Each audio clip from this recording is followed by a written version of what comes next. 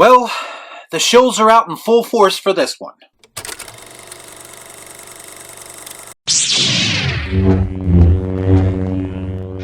Before I get started, I'd like to kindly ask that you hit the like button, and please subscribe to the channel for more content just like this.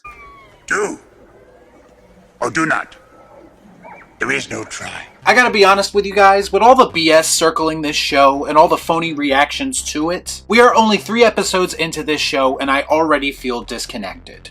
I find your lack of faith disturbing. Star Wars as a whole has just turned into a complete circus at this point, and it makes it really hard for me to give a shit about anything that's going on. One thing that I do find hilarious is how people are all of a sudden nostalgic for the prequel era of Star Wars. This coming after they bashed them for the last 20 years or so. So it seems like we're getting a lot of manufactured reactions to this show. This is the coolest thing I have ever seen. Like this clown on Twitter who is one of the biggest Disney shills that I know. He posted a clip from a video of Hayden Christensen receiving some love from a crowd. And apparently, he's in tears because of it. And this is kind of what I mean by everything is so phony. Literally nobody gave a shit a couple of years ago. In fact, you were all still making jokes about his acting not that long ago. Now suddenly, it's cool to like him, so everybody loves him. Bullshit. But yes, this episode of Obi-Wan Kenobi features the return of Hayden Christensen as Darth Vader, as well as the iconic voice of James Earl Jones. Apparently the iconic voice that a lot of people secretly hate, according to some on Twitter. You can always tell when someone who doesn't know shit about Star Wars starts talking about Star Wars. We first see Vader in a Batman Forever-esque suit-up scene that stopped just short of showing us some Vader ass and nipples to make it all come together. I'll get drive-through.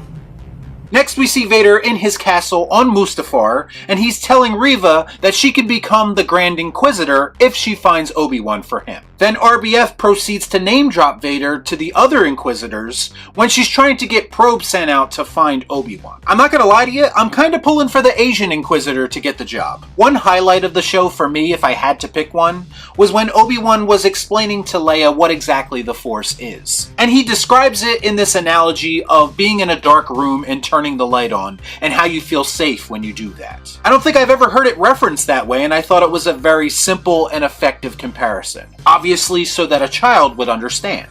What an idiot!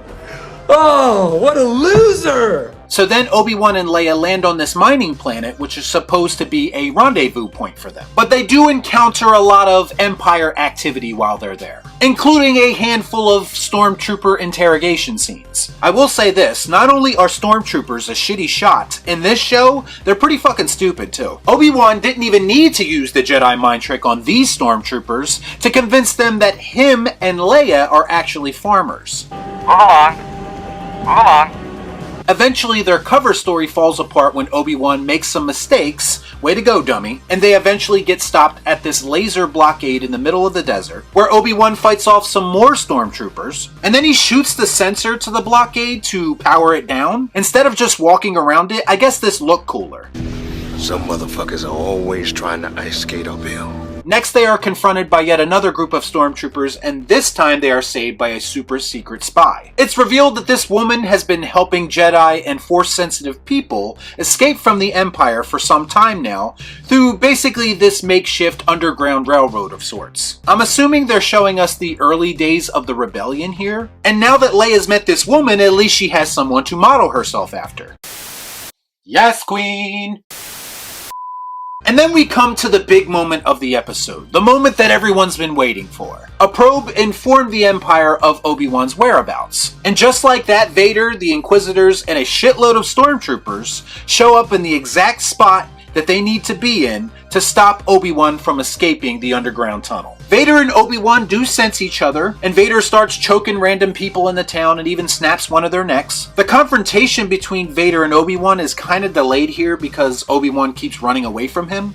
I'm not running! It's starting to feel like he just can't get it up anymore. Maybe Obi-Wan needs some Blue Chew or something? I don't know. When they do finally duel, which was advertised as the biggest rematch of all time, honestly, the fight was pretty underwhelming. I understand that they're going with this performance anxiety angle with the character of Obi-Wan, something that's not particularly interesting to me, But here's the thing, if you're going to break the lore and have them meet before A New Hope, then can you at least make it a little bit cooler? Whoopie fucking do.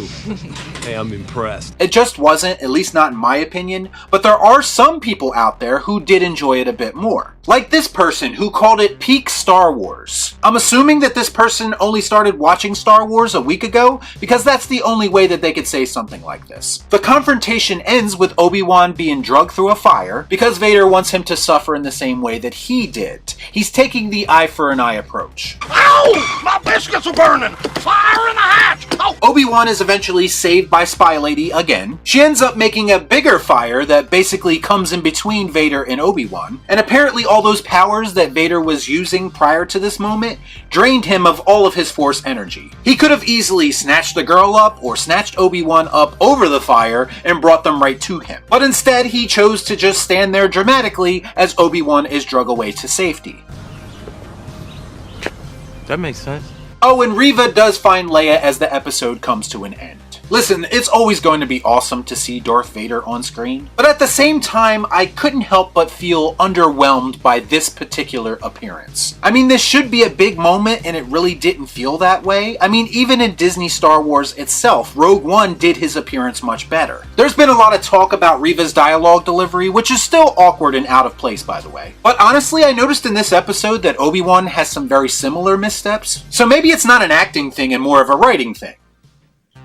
That's right, it stinks! I know a lot of people are going to be hyping this episode up because member berries and legacy characters are all the craze right now. But in typical Disney fashion, it all felt very hollow and pointless to me. I just don't think this story needs to be told. I think we got everything we needed of these characters in the prequel trilogy and the original trilogy. And it feels like they're trying very hard to try to recapture that magic, and it's just not working. We are now 3 episodes into a 6-episode season, and it already feels like they blew their load and didn't even do it in a satisfying way. Like most Disney Star Wars, it feels like they're imitating Star Wars more than it is embodying it. Y'all be cool. Nah.